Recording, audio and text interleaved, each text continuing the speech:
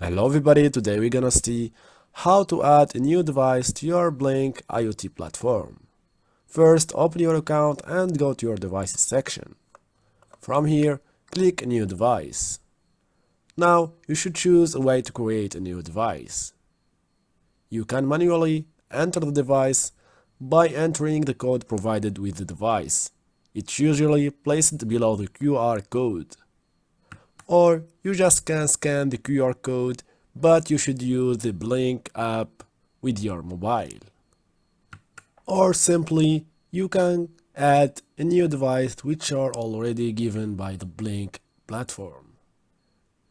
But you should click to create a new template.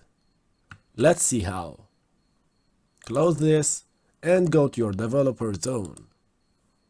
In the My Template section, click New Template. From this page, you should enter the new template name, choose the device, either it's an Arduino, an ESP32, a Raspberry, and so on. Also, choose the connection type and give it a description. Once done, click on this button.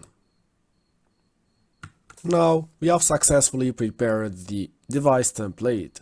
We should go back to Devices and click New Device. Now, click on From Template and choose the newly created template. And click Create.